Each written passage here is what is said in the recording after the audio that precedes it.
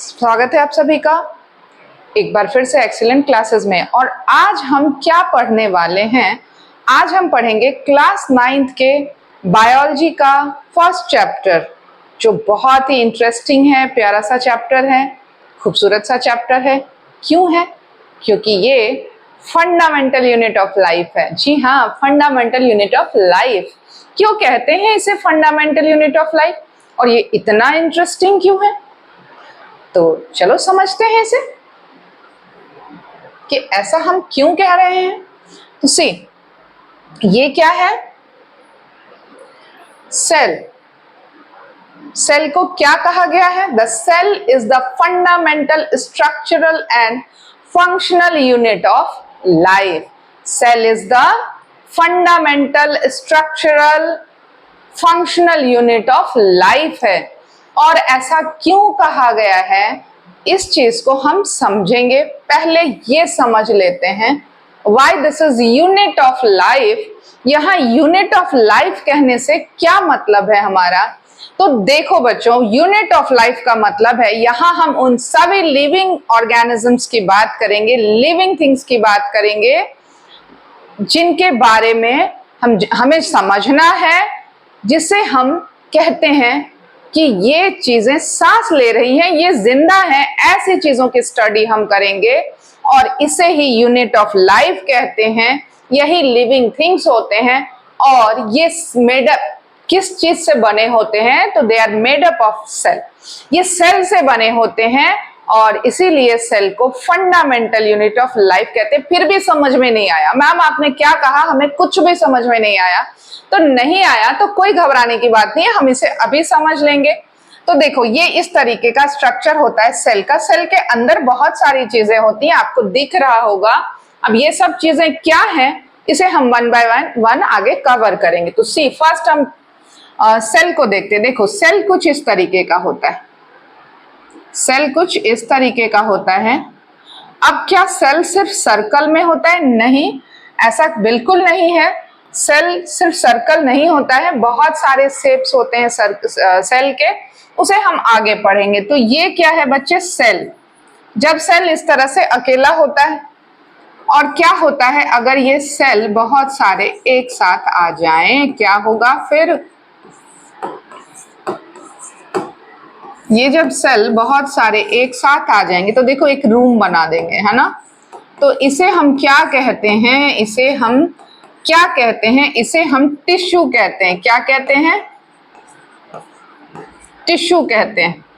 ये एक सेल जब ये अकेला होता है, ऐसा कोई स्ट्रक्चर, तो उसको हम सेल बोलते हैं।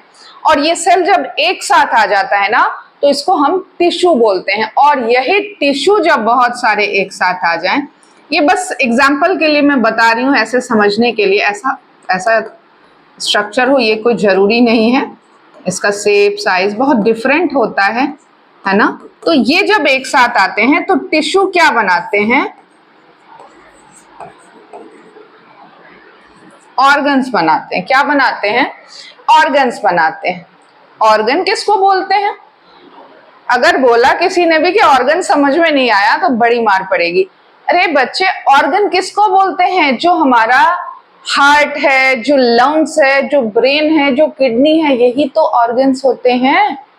और क्या होता है ऑर्गन? और जब ये ऑर्गन्स बहुत सारे एक साथ मिलके काम करें, ये ऑर्गन्स एक साथ मिलके काम करें, लाइक हमारा माउथ है, हमारा फूड पाइप है, हमारा स्टमक में आने वाले जो स्मॉल, अब मैं डाइजेस्टिव सिस्टम नहीं पढ़ाऊंगी, हाँ सिस्टम बताया ना। तो ऑर्गन्स क्या बनाते हैं? बहुत सारे ऑर्गन्स जब एक साथ काम करेंगे तो वो एक सिस्टम बना देते हैं, वो एक सिस्टम क्रिएट कर देते हैं, और इसे हम कहते हैं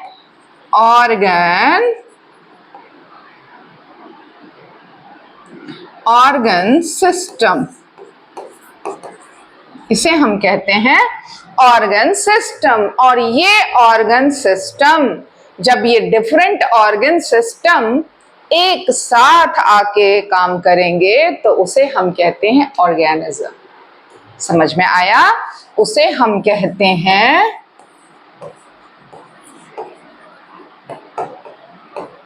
ऑर्गेनिजम्स। ये ऑर्गेनिजम्स कौन होते हैं? हम होते हैं। और कौन हो सकता है? क्या सिर्फ हम होते हैं? नहीं, अभी मैंने बताया जो सब सांस लेते हैं, जितने लिविंग थिंग्स हैं, they all are part of organs. ठीक है, ऑर्गेनिजम्स वो क्या कहलाते हैं?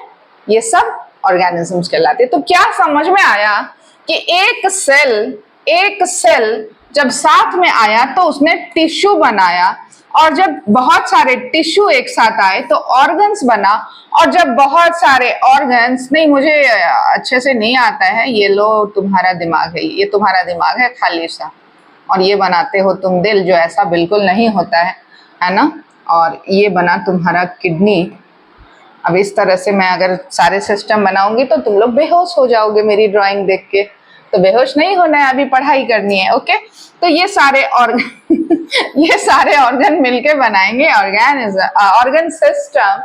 और ये सिस्टम क्या बनाएगा? ये सिस्टम बनाएगा, ये खड़े हो तुम, है ना।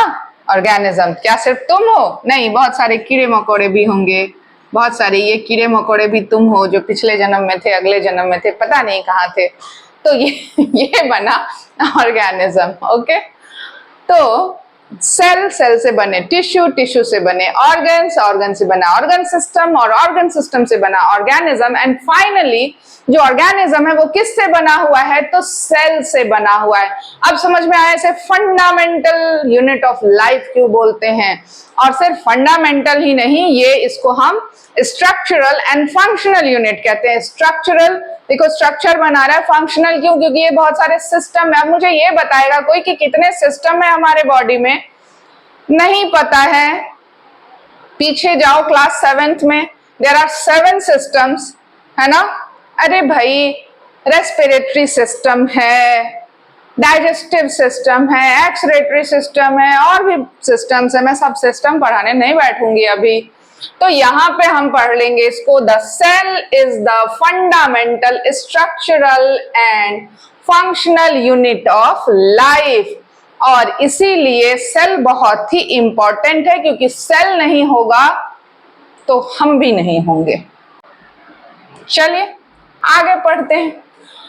तो अब जब ये सेल आया ना, जब हम देखो साइंस पढ़ते हैं ना, तो सिर्फ ये नहीं पढ़ते हैं कि हाँ ऐसी कोई चीज है। साइंस क्या, हम जितने भी थ्योरी तो पढ़नी होती है, ह्यूमैनिटीज में भी पढ़ेंगे तो थ्योरी तो पढ़नी होती है। जहां भी पढ़ोगे ना, तो ये सबसे पहले चीज आती है कि आखिर ये चीज आई कहाँ से। और साइंस में तो डिस्कवरीज फिर देखते रहो, क्या डिस्कवर किया, किसने किया, किसने क्या थ्योरी दी, ये सभी चीजों को हमें पढ़ना होता है। तो यहाँ पर बात हम कर रहे हैं डिस्कवरीज की, किसने डिस्कवर किया इसे। तो सबसे पहला जो नाम आता है वो इन महाशय का आता है। कौन है ये? तो ये है रॉबर्ट हुक। कौन है ये? रॉबर्ट हुक हैं। और रॉबर्ट हुक ने बताया कि सेल जैसी कोई चीज होती है। अनफॉर्चुनेटली इन्होंने डेड सेल की स्टडी करी थी, बट फिर भी इन्होंने ही बताया सबसे पहले कि सेल जैसी कोई चीज होती है, दुनिया में एग्जिस्ट करती है। और इन्होंने, हाँ तुम लोग को यही कहोगे कि हमारे लिए हेडेक खोज के रख दिया, हमारे लिए हमें पढ़ना पड़ रहा है। तो पढ़ना तो पड़ेगा बच्चे, है ना। तो क्या किया रॉबर्ट हुक ने? अब देखो, तुम लोग शाम को घूमने निकलते हो, कहाँ जाते हो घूमने? पार्क जाते हो, खेलने जाते हो, कोई गोलगप्पे के ठेले पे जाता है। ये कहाँ गए? इन्होंने क्या ढूंढा? ये गए घूमते घूमते एक ओक का ट्री ढूंढा। ओक नाम का एक पेड़ था, ऐसे समझ लो।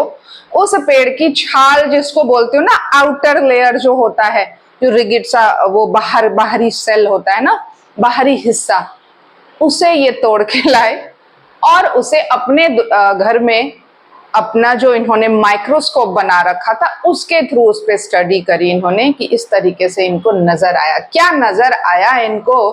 कि एक स्मॉल रूम की तरह, देखो ये कैसे ऐसे करके जुड़े हुए हैं। ये देखो, जैसे आप घर बनाते हो ना, देखते हो ना, ऐसे ईंट एक दूसरे से इस तरीके से जुड़ी होती है। या फिर इसको इन्होंने हनी कॉम्ब का नाम दिया। इस तरह से क्या था? मधुमक्खी के छत्ते में देखते हो ना, मधुमक्खी क्या, तो सेल, इन्होंने इसे एक नाम दिया। जैसे तुम पैदा हुए होगे तो तुम्हें नाम दिया होगा, तुम्हारे मम्मी पापा ने बड़ा प्यारा सा नाम दिया होगा, रिश्तेदारों ने कुछ लड्डू, गुड़िया, कुछ भी नाम दे दिया होगा, तो इन्होंने इसको नाम दिया सेल। अच्छा नाम दिया है ना, छोटा सा प्यारा सा। तो ये सेल, ये इन्होंने देखा। अब अलग बात है कि इन्होंने जो स्टडी करी वो डेड सेल के ऊपर करी थी, क्योंकि जो ओक ट्री था उसकी समझ में आया, पेड़ की जो छाल होती है ना, पेड़ की छाल निकाल। तो रॉबर्ट हुक, इन्होंने क्या ऑब्जर्व किया, observe and named cell in cork tissue marking the beginning of cell biology. जी हाँ, सेल बायोलॉजी, सेल तो और भी पढ़ा होगा ना, ड्राई सेल पढ़ा होगा, वो सब फिजिक्स केमिस्ट्री दोनों में पढ़ोगे है ना। तो यहाँ पर क्या है, beginning of cell biology, biology में सेल क्या होता है उसको बताया इन्होंने।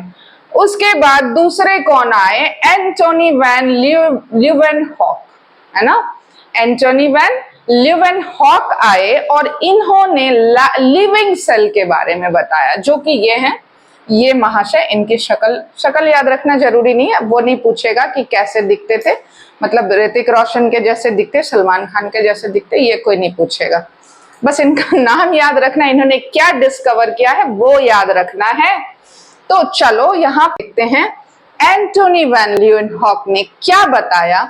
First to observe living cell including bacteria and protozoa using a microscope। एक माइक्रोस्कोप में इन्होंने बैक्टीरिया और प्रोटोजोआ के ऊपर स्टडी करी और इन्होंने लिविंग सेल के बारे में बताया हमें। क्लियर है, समझ में आया सबको? ठीक है, उसके बाद ये बात यहीं पे खत्म नहीं हुई, फिर उसके बाद और भी लोगों की क्यूरियोसिटी बढ़ी कि भाई हम भी पता करते हैं, इतने से क्या होगा, बस ये जान के क्या होगा कि सेल कोई चीज होती है। तो चलो देखते हैं क्या पता किया इन्होंने। रॉबर्ट ब्राउन ने 1831 में, अरे ये तो बताया ही नहीं मैंने कि जो ये हमारे रॉबर्ट हुक थे, इन्होंने जो है 1665 में ये डिस्कवर किया था, है ना। और इन्होंने कब किया, रॉबर्ट ब्राउन, क्या नाम है इनका, रॉबर्ट ब्राउन, 1831 में क्या बताया इन्होंने, इन्होंने बताया न्यूक्लियस ऑफ द सेल। ये बहुत ही इंपॉर्टेंट चीज है, इसके बिना हम तुम कोई भी आ नहीं सकता है दुनिया में, इसका होना बहुत जरूरी। न्यूक्लियस ऑफ द सेल, इसकी डिस्कवरी करी रॉबर्ट ब्राउन ने। इस बात को याद रखना है, इसका ईयर याद रखना है आप लोगों को। तो इन्होंने बताया कि ये जो सेल है ना, इस सेल में एक न्यूक्लियस प्रेजेंट होता है, सेल में न्यूक्लियस प्रेजेंट होता है जो बहुत ही इंपॉर्टेंट है लिविंग ऑर्गेनिजम्स के लिए। ओके, उसके बाद पोर्केंजी, क्या नाम है इनका, पर्किंजी कह सकते हो इन्हें, पर्किंजी, जी हाँ, इन्हें आप जी कहिए। पर्किंजी ने क्या कहा 1839 में कि इन्होंने बताया क्या, coining the term protoplasm to describe the living substance with the cell.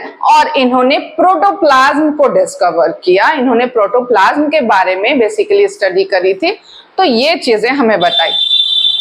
तो देखो, सबसे पहले cell is the fundamental structural functional unit of the life. उसके बाद हम क्या पढ़ रहे थे, किन लोगों ने डिस्कवर किया चीजों को। तो सबसे पहला नाम आता है रॉबर्ट हुक का, देन ल्यूवेनहॉक का, उसके बाद हमने क्या देखा, रॉबर्ट ब्राउन को देखा, आफ्टर देन पर्किंजी को देखा नहीं, हमने इन्हें पढ़ा। चलो आगे क्या क्या है हमारे लिए, तो देखो, जब ये सब चीजें इन लोगों ने बता दी तो कुछ लोगों ने इस पे थ्योरी लिखी, है ना, कुछ लोगों ने इस पे थ्योरी लिखी और बताया लोगों को उस चीज के बारे में कि ऐसी कोई चीज प्रेजेंट है, ये हमने लिख करके दे दिया है। ये थ्योरी इन्होंने मतलब पूरी उसको अच्छे से डिस्क्राइब किया, उसको रेडी किया। तो किसने क्या बताया, तो सबसे पहले आए थे, देखो, जो स्केल्डेन एंड सचवान थे ना, इन्होंने क्या बताया, इन्होंने बताया कि जो सेल है ना, जो सेल है, जितने भी जो सेल हैं, basic structural functional unit of all living organisms में प्रेजेंट है। इन्होंने क्या बताया, मतलब एक ने बताया कि जितने भी प्लांट सेल हैं, है ना, वहां सेल प्रेजेंट है। एक ने बताया एनिमल में सेल प्रेजेंट है ना। दोनों ने एक साथ ही 38 39 में बारी बारी से ये चीज बताई। तो propose the cell theory starting that cells are the basic structural and functional unit of all living organisms. Okay, तो फिर आए रडोल्फ विर्चॉ, है ना। रडोल्फ विर्चॉ ने 1855 में ये बताया कि जो सेल है ना, जो सेल है वो प्री एग्जिस्टिंग सेल से बने हैं। प्री एग्जिस्टिंग सेल थोड़ा सा कंफ्यूजिंग हो रहा है, तो चलो इसको समझ लेते। इन्होंने कहा कि जो भी सेल है, जो भी सेल है वो किसी और सेल के ब्रेक होने से बना है। ब्रेक होने से बना है नहीं, इसे सेल डिवीजन कहते हैं। मतलब कोई भी सेल जब टूटता है तो वो दो सेल बनाता है। कोई भी सेल है वो दो सेल बनाएगा, है ना। तो अब ये बताओ कि ये सेल कहां से आया, तो फिर ये भी कहीं से टूट गया। ये कोई नहीं पूछेगा कि फर्स्ट सेल कहां से आया, है ना। कुछ भगवान जैसी कोई चीज होती है, हाँ ठीक है साइंस पढ़ रहे हैं बट ठीक है, ये भी चीज समझ लेना। तो ये वही फिर कहोगे कि अंडा कहां से आया, मुर्गी कहां से आई, नहीं ऐसा कौन पहले आया, नो। फर्स्ट सेल किसने बताया ये इन्होंने नहीं बताया था। तुम लोग उस पर स्टडी करना, रिसर्च करना, ओके। तो Rudolf Virchow added to the cell theory by stating that all cells arise from pre-existing cell, completing the theory। इन्होंने बताया कि जितने भी सेल होते हैं, सेल डिवीजन बताया इन्होंने बेसिकली सेल डिवीजन से, कि जितने भी सेल हैं वो प्री एग्जिस्टिंग सेल से के टूटने से बनते हैं, या उनके कह लो कि सेल डिवीजन होता है। उसे वो आगे हम लोग उसको डिटेल में पढ़ेंगे कि सेल डिवीजन क्या होता है। तो ये हमारी सेल थ्योरी खत्म। ऑन सेल कंपोजिशन, तो सेल कंपोजिशन में क्या, जैसे बताया मैंने, स्ट्रक्चरल एंड फंक्शनल यूनिट है, यहां पर ये समझ लो। तो देखो नंबर के बेस पे सबसे पहले हम क्या देखते हैं, नंबर के बेस पे जो क्लासिफिकेशन है सेल का, कि सेल किस तरीके के हो सकते हैं, कितने तरीके के सेल हो सकते हैं। तो देखो सेल जो है मल्टी सेल्यूलर एंड यूनिसेल्यूलर होते हैं। तो देखो कि जो मल्टी सेल्यूलर ऑर्गेनिजम्स होते हैं, they are plant, animals, okay. हमारे पास बहुत सारे सेल्स हैं। तो यहां देखो multi cellular organisms, organism made up of more than one cell, plants and animal, इसका एग्जाम्पल लिख सकते हो। यानी कि मल्टी मतलब बहुत सारे, ऐसे जिनके पास जो नंबर काउंट करोगे सेल का तो बहुत सारे प्रेजेंट होंगे, उसे हम कहते हैं मल्टी सेल्यूलर। तो समझ में आ गया होगा कि यूनिसेल्यूलर इसका उल्टा हो जाएगा, यानी कि यूनि का मतलब भी वन होता है। तो यूनिसेल्यूलर ऑर्गेनिज्म जिनके पास एक ही सेल हो, सिंगल सेल से बनाओ।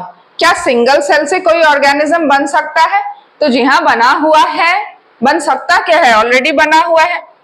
तो organism made up of single cell कौन कौन होते हैं? बैक्टीरिया होता है, अमीबा होता है, पैरामीशियम होता है, और भी बहुत सारे हैं, कितने नाम गिनाऊं मैं, है ना।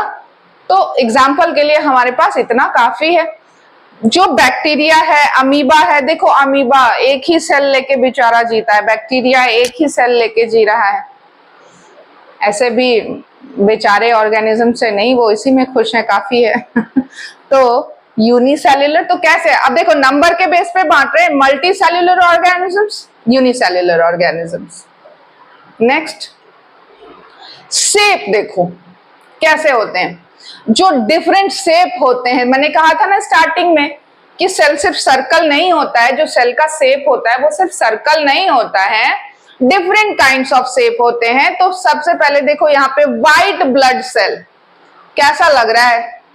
व्हाइट ब्लड सेल को देखो किस तरीके का स्ट्रक्चर लिए हुए, है ना, ऐसे सर्कल भी है, भी नहीं है। रेड ब्लड सेल को देखो कैसा है, ऐसे बीच से डोनट की तरह गया हुआ है, फिर ऐसे, है ना, इसको हम कहते हैं रेड ब्लड सेल। इसका शेप देखो डिफरेंट है व्हाइट ब्लड सेल से, दोनों ब्लड का ही है, WBC और RBC, बट दोनों डिफरेंट है। यहाँ देखो बोन सेल हो गया, ये अलग तरीके का है। ये सेल पहचान रहे हो, neuron cell. Neuron cell, nerve cell क्या होते हैं, देखो नर्व सेल में क्या होते हैं, ऐसे छोटे छोटे ब्रांचेस बने होते हैं। ये जो है ना ब्रांच, समझते हैं ना, पेड़ देखा है जो पेड़ होता है इस तरीके से, उसमें क्या होते हैं, ऐसे डिफरेंट ब्रांचेस बने होते हैं ना, तना जिसको बोलते हो पेड़ का, है ना, ऐसे शाखा होती है। तो उसी तरीके से ये बना हुआ है, ये देखो इसे ब्रांच कहते हैं, है ना। तो ये नर्व सेल, हाँ हाँ ये वही नर्व सेल है। जब आप ब्रेन आपको सिग्नल भेजता है ना, इसी के थ्रू तो भेजता है। आप बोलते हो अरे मम्मी आ रही है, मोबाइल रखो, पढ़ाई शुरू करो, है ना, ब्रेन ही तो इंस्ट्रक्ट कर रहा है, यही तो सिग्नल भेजता है। बड़ी अच्छी खुशबू आ रही है, मम्मी ने पता नहीं क्या बनाया है, चल के देखते हैं, है ना। तो वही है, यही तो ये सब काम करते हैं। तो ये भी सेल है ना। नर्व सेल भी वर्क करता है, तो ये हमारा नर्व सेल है। उसके बाद ये हमारा इंस्टेटाइनल फैट सेल भी बोल सकते हो, है ना। ये क्या है, ये ओवियम है, और ये क्या है, स्पर्म है। ये फीमेल्स में होता है, ये मेल में होता है। ये लार्जेस्ट सेल है, अगर आप बात करोगे लार्जेस्ट सेल होता है एनिमल्स में। और ये जो है स्पर्म जो है वो आपका क्या होता है, स्मॉलेस्ट सेल होता है। ह्यूमन बॉडी में बोल सकते हो, अगर स्ट्रक्चर के बेसिस पे आप क्लासिफाई करोगे सेल को, तो लार्ज सेल जो होता है वो ओवियम होता है, जो फीमेल रिप्रोडक्टिव पार्ट में है, पार्ट का एक पार्ट होता है। और स्पर्म जो है वो मेल रिप्रोडक्टिव पार्ट का, रिप्रोडक्शन का एक पार्ट होता है, ऐसे समझ लो, वो सबसे स्मॉलेस्ट होता है। ठीक है, वैसे लार्जेस्ट सेल कौन सा है ये आपको पता है? हाँ, अब मैं ह्यूमन बॉडी या इसमें नहीं पूछ रही, मैं ऑर्गेनिजम्स की बात कर रही हूँ। उसमें जो सबसे लार्जेस्ट सेल होता है ना, जी हाँ, ऑर्किड का जो एग होता है, ऑर्किड पता है ना, ऑस्ट्रिच, सॉरी, ऑर्किड तो फूल होता है, ऑस्ट्रिच, जो ऑस्ट्रिच होता है ना, बहुत बड़ा एग होता है उसका, है ना, तो वो सबसे बड़ा होता है।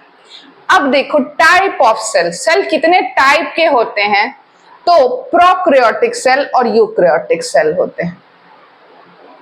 तो प्रोकैरियोटिक सेल में क्या होता है, इनके पास न्यूक्लियस नहीं होते हैं, इनके पास न्यूक्लियस नहीं होते हैं, मींस कि अगर न्यूक्लियस नहीं है तो फिर इनके पास डीएनए नहीं होगा, ये है ना, स्ट्रक्चर इनका अलग होगा। ये फिर प्रोकैरियोटिक क्या होते हैं, disappear genetic material in the cytoplasm. Disappear कैसा होता है, इनके पास क्या नहीं होता है, जेनेटिक मटेरियल नहीं होता है इनके पास। और यूकैरियोटिक सेल में बात करें तो इनके पास न्यूक्लियस प्रेजेंट होता है, और जो प्लांट होता है उनके पास सेल्यूलर सेल वॉल होता है, यानी कि क्लोरोप्लास्ट। आगे पढ़ेंगे हम लोग, आराम से सब समझ में आ जाएगा, है ना। एनिमल में फिर जो फंगल है, इन सब चीजों के बारे में हम लोग बारी बारी से पढ़ेंगे। फिलहाल ये समझ लो कि जो सेल है वो कितने टाइप के होते हैं, दो टाइप के। देखो नंबर्स में बात करेंगे तो यूनिसेल्यूलर और मल्टी सेल्यूलर, और टाइप में बात करेंगे तो प्रोकैरियोटिक यूकैरियोटिक, है ना, इसे याद रखना है। चलो आगे देखते हैं क्या है।